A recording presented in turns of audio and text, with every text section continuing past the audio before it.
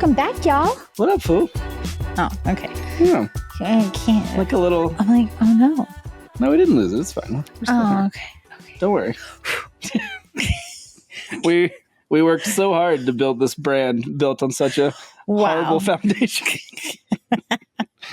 What if we lost it? Oh no. Oh no. That's like, we could do a whole one on like change and how people don't like change. The audience would be so mad. Yeah. Sorry, guys. We're not gonna... Don't worry. We won't let you down. We have a consistent culture.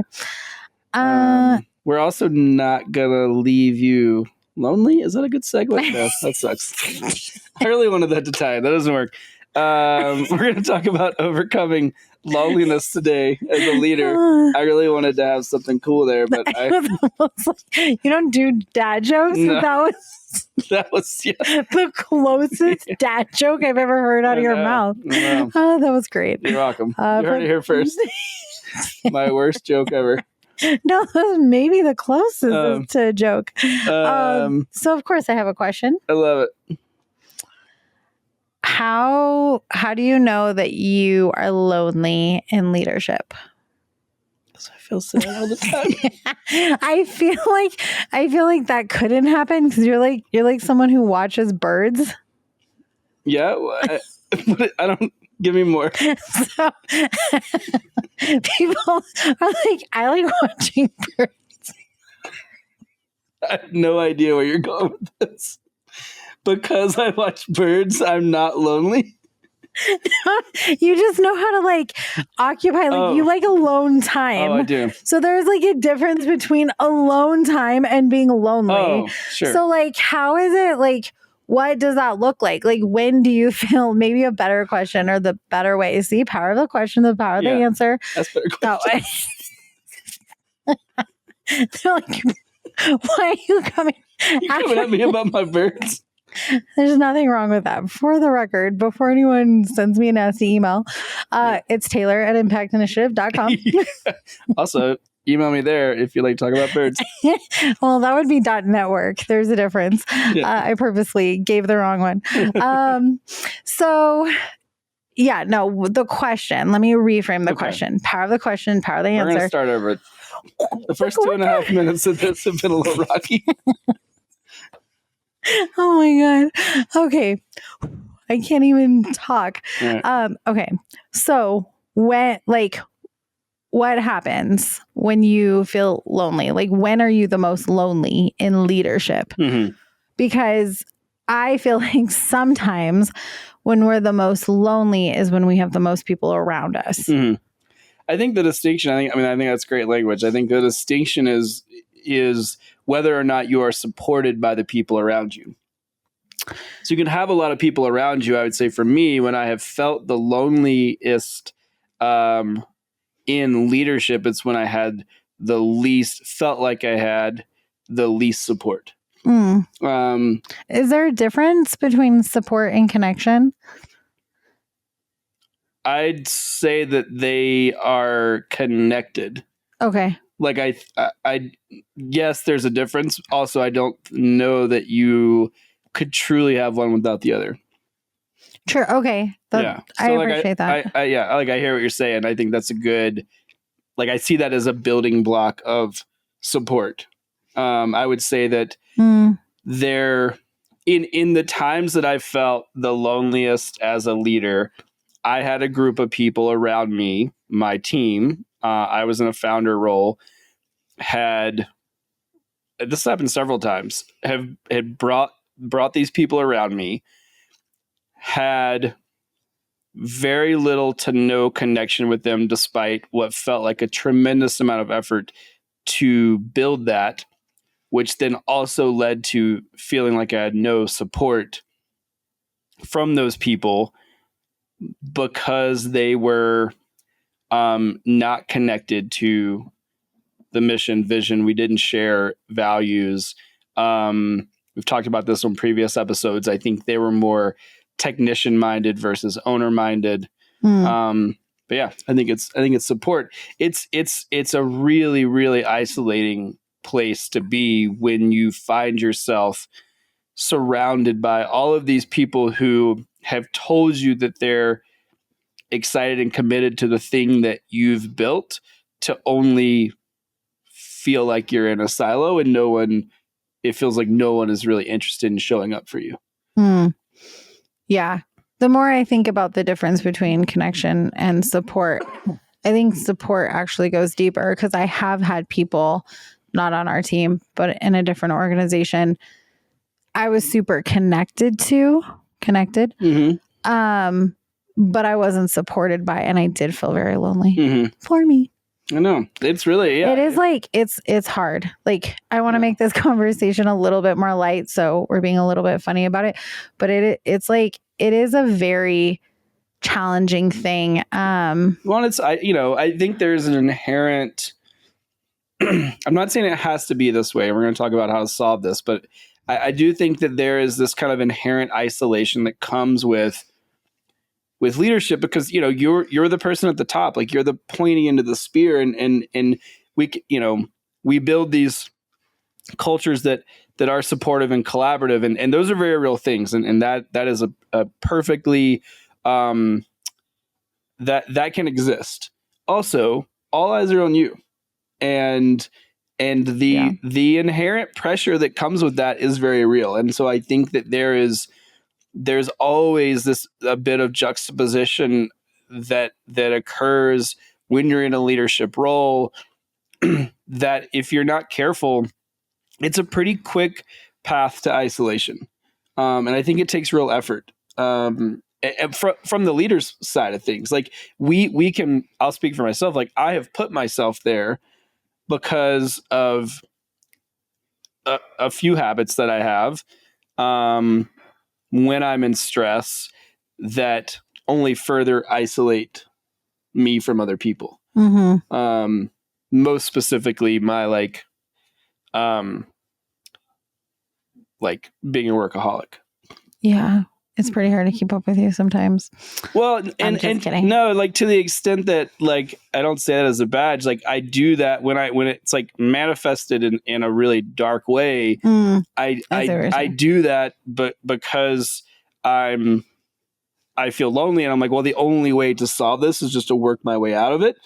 And I don't ask for support. I don't ask for collaboration. I don't ask for input. And so it further isolates me. So, like, I'm saying, like, I want to highlight that it's a two-way street. Like, we can fix it and look out for it on the front end, in terms of hiring, culture building, how we communicate. We also have to look out for it in terms of the actions we take as leaders. Because you can, from my perspective and what we've seen in organizations and working with lots of high achievers and leaders, you can put yourself there as well. That's actually interesting. I would have never connected this, but remember a couple of weeks ago, you actually were not feeling well, and you were like, I got to figure out this thing. I'll figure it out, and then I'll send you all the notes. And one of our team members was like, no, we will get on a call and we will ask you. And then, like, I don't know, you said, but like 5 words. You were pretty like stuffy, not feeling well. And we like talked about it. And I was like, we're talking at Taylor. And then we kind of figured it out. Would you say? Was that fulfilling? Or like, did you feel lonely on that call? No, it was good. No, I felt horrible.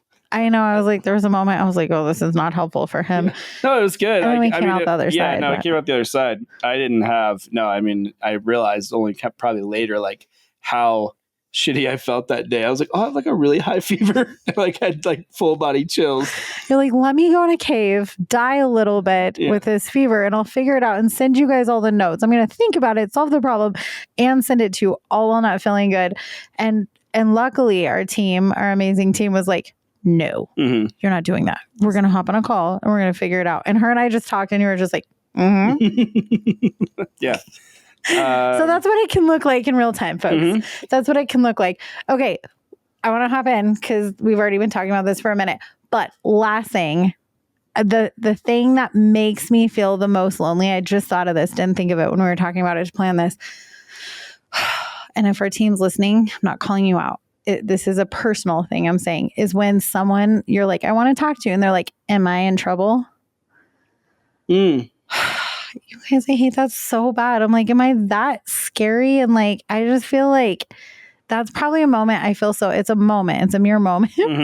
I really hate that. I hate that so. I'm like, no, you're not in trouble. I just am a human that wants to talk to another human. Mm-hmm. I hate that so much. If you aren't so big, bad, and scary. People listening, they're like, she's a mess. I don't know what she's talking about. No, I hear that. No, for sure. Yeah, but like, I hate that. So, okay. So I want you to, before we get into this conversation, like really into it, because I know we've been blabbing for a second. I want you to think about the last time in leadership you felt lonely, and then take that experience through this little journey we're about to take you on with you. It's going to be a beautiful little journey. Beautiful journey. So, like I said earlier, a lot of times people feel the most lonely when they're surrounded by people, but no one really gets what they're carrying. They feel like they are doing it alone. Mm-hmm. So that's not sustainable. And it's also not leadership, because true leadership means we're doing it with others, not just doing it for others. So let's talk a little bit about that. What is the cost of isolation, Taylor? Both of us are pro isolators. Our teams can be great and we still isolate as per this conversation.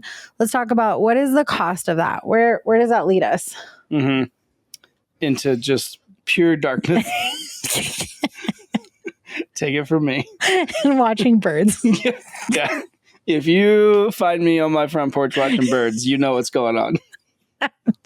It's probably when you're the most healthy is when you'll take a break and watch the birds. And I just called you out. I'll turn this into a negative thing. I'm sorry. Please the go once a month that I take 10 minutes to actually enjoy my surroundings. I'm never doing that again. I'm like, you don't need to be alone. You have the birds. Yeah, that's what I get for trying to take a break. All right, well, there's a negative connotation there now. I'm never doing that again. Oh my! Burnt that bridge. So the cost is, there's a few things. I think it shows up when we second guess our decisions. So when you're in isolation, you don't have a sounding board, right? You don't have a collaborative environment. You don't have that support or connection that you were talking about. And inevitably that leads to us getting in our own heads. That's part of the human condition. I don't think that manifests differently and shows up in different ways for different people, depending on your personality. But ultimately it will land you squarely in a place of second guessing yourself. You will also stop developing yourself. So we're not pushed. We don't see an opportunity or opportunities for growth. We're not around people that have better ideas, different ideas, other perspectives.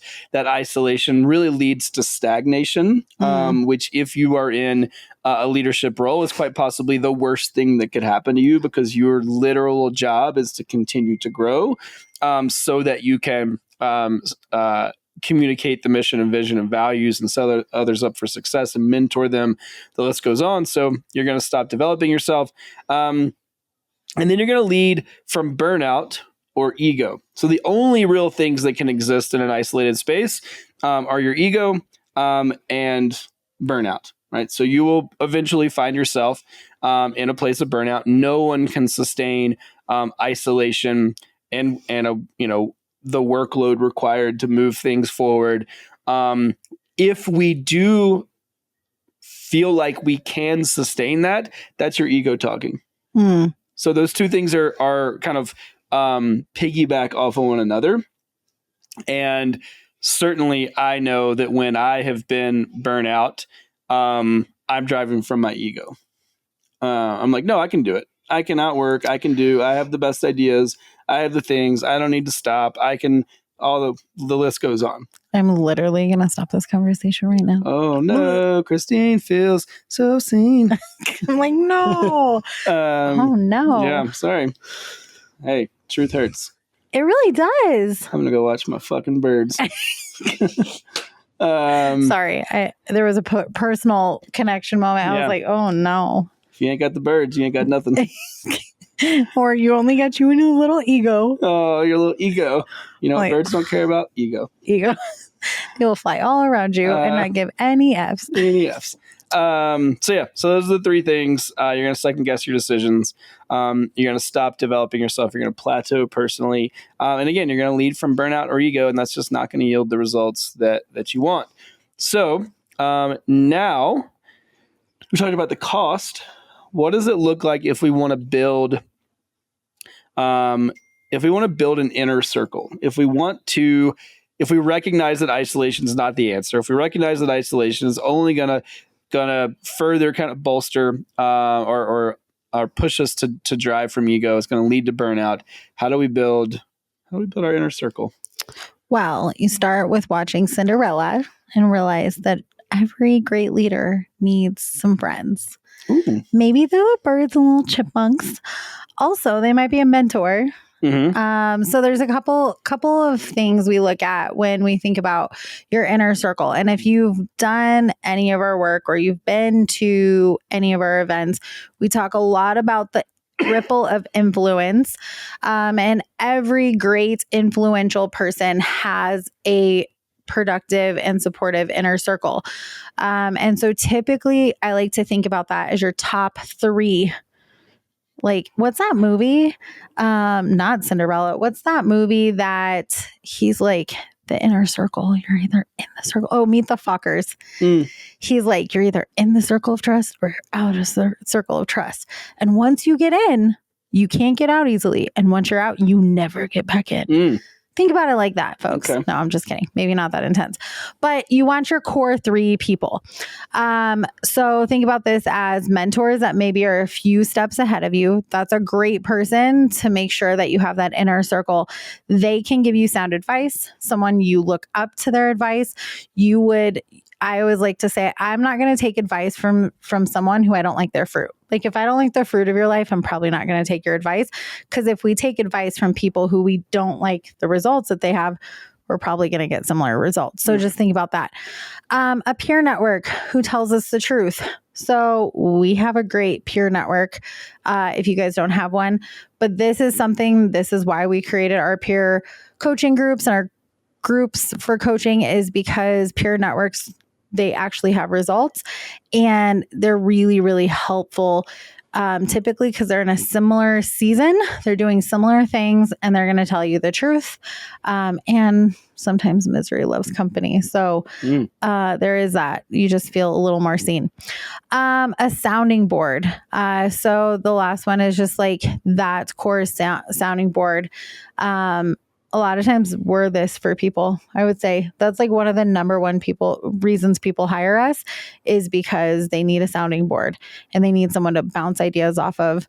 And then like your team, they should, if they're really trusted and you truly want to invite them into that process, the people around you can totally be that. So make sure you have your inner circle. You have the people you trust. So build this with intention and not default. Not by default. This has to be intentional decisions, and your inner circle are people you should trust. And you should see the fruit. You want what their results are. You want their results. So, but to do this, there's a core thing you're going to have to do. And it's typically uncomfortable for us. You're gonna really feeling a little isolated. So Taylor, how do we ask for help? We're like, okay, I have my person. I know who I want to be in my inner circle. Circle of trust. Got them. I don't want to ask them. How do you do that without feeling weak and feeling all the feels? All the feels. Do you feel that? Like when you're like, I need this person's help. I have felt it before. It's something that I have worked on very, very hard and intentionally, and it feels, I don't feel that as much anymore. I'm actually like, I'm very happy typically to be able to like, yes, please. Like, I don't know the answer. Like my ongoing, mantra is, if I'm the smartest person in the room, I need to find a new room. Yeah. You do that well. I really like that. That didn't come naturally. That was after many, many years of failing at that miserably. Okay. So tell us what you've learned. Yeah. So we have to reframe support as strength. Oh. Right. Knowing that if we ask for support is not weakness, it's actually strength. Because the reason it is strength is because we are verbally communicating. We are saying out loud, both to ourselves and those around us, that we recognize that we don't have all the answers, and that to actually do this well, we need to pull in support. That is a strength. If you define strength as the best possible outcome that yields the best possible results, that gets us there the fastest, that does all the things that it needs to do, and you're not the person that can do that, the strongest and most confident thing you can do is to bring someone else in to help you solve that, or bring a bunch of people in to help you solve that. So reframe support as strength. It truly is. I recognize that's a shift, but hopefully just in you and everyone hearing me talk about that specifically, if you really break that down, the most confident thing, which I think confidence is one of the best identifiers of strength when it comes from the right place, is to invite other people in. Next is invite feedback, right? So if we want to break loneliness, we want to disrupt these patterns, then we need to be okay with feedback. We need to seek it out. We need to understand that when we invite feedback in, what we're aiming for is, again, the best possible result. That feedback doesn't mean anything about us, right? All it does is represent an alternative opportunity that allows us to get to the best end result. So it doesn't mean that I'm dumb. It doesn't mean that I'm stupid. It doesn't mean that it just means that someone else has another perspective. If our idea or our definition of success is the best possible end result, feedback is a necessary part of that equation. And then, like I just said, you have to get in rooms where you're not the smartest or the strongest. If you want to be in great shape, you need to train with people that are in better shape than you, that push you. If you want to, and the same thing applies with business, if you want to build a great business, you need to be around people that have built great businesses, that are doing things that you haven't done yet, or have ideas or different perspectives on things that you couldn't have thought of. So you need to get into rooms where you're not the smartest, you're not the strongest. The right support is going to expand your leadership. It doesn't replace it. This is the key. We shouldn't feel threatened. So we need to think about things from an expansive mindset, not from a retractive. Great ideas are there to expand what we've already put in place. Great support, great feedback. That's just going to make us better. It's not going to replace us. So don't think about that from a place of scarcity. Focus on that place, or from those things from a place of expansion, and you'll be well on your way. And you will have saved yourself a tremendous amount of time and energy and heartbreak. Ask me how I know. Oh, when you were like, train harder, I was like, yeah, don't buy a Frenchie if you want to become a good runner. No, buy an athletic dog. Yeah. I have 2 of them. And so by default, I have to walk like 30 miles a week. Yeah. I have a Frenchie. He makes it 3 blocks. I'm like, I probably should have bought an active dog so I was more active. Yeah. Another personal call out moment. I'm getting so much from this episode. Wow. I'll tell you guys. I'm glad we could be here for you. I'm so glad. This is really changing my perspective. Speaking of I can't say it. Speaking of the next part of this podcast, the leadership challenge. Ding, ding, ding, ding, ding. I'm like, wait. Okay, so how do you put this into practice this week today? I want you to think about, who do you go to for perspective? Who do you reach out to when you need perspective? When you say, I don't know the answer, who do you pick up the phone and call? If the answer is no one, my friend, you were lonely and the birds aren't going to tell you. So you should probably find someone. So I want you to think about, who do you know who's doing that really well? And if you say no one, that's because you don't want to feel weak. There is someone, and you're going to have to get vulnerable, and you're going to have to ask, just like Taylor broke down. It's worth it. Trust me. So I want you to reach out to that person this week, and maybe they're not in your inner circle. That's probably by design. Or that's by default, not design. And I want you to reach out. I want you to ask for help, get vulnerable, face your fear, whatever's coming up, and start to deepen those relationships that are going to stretch you. If your relationships aren't challenging you and they're all just bobbleheads saying yes or not saying anything at all, or it feels like a brick wall, go push on them. Or go push on the right relationships that are going to help you get to your goals, and they're going to support your initiatives. They're going to support where you want to go. if they're telling you you're doing too much, or they're telling you only to slow down in every season, you probably need a new circle. Taylor and I have both experienced that in certain seasons where our entire circle's like, why are you doing that? You're like, it matters a lot to me. You should slow down. You probably need someone who's doing the same things or something more. So go find those relationships, get vulnerable, and ask for help. So that is your leadership challenge. Another place you can get that is going to be in person with us. We are still rocking our events in Denver, Colorado. If you're anywhere in the area, you can come find us. It's the fourth Wednesday and fourth Thursday. We are doing 2 events focused on health and wellness entrepreneurs, as well as services and trades industries. If you're looking to grow with other entrepreneurs, if you're looking to flatten the learning curve, understand how to hire, grow, solve the core challenges in your business, these are events for you. If you're not in the area, we can offer you the same level of support. You can find out more information about that at impactinitiative.network. Reach out to us there. Let us know what's going on. We'd love to hear from you. And until then, we'll see you next time on Impact Minded. Bye, y'all.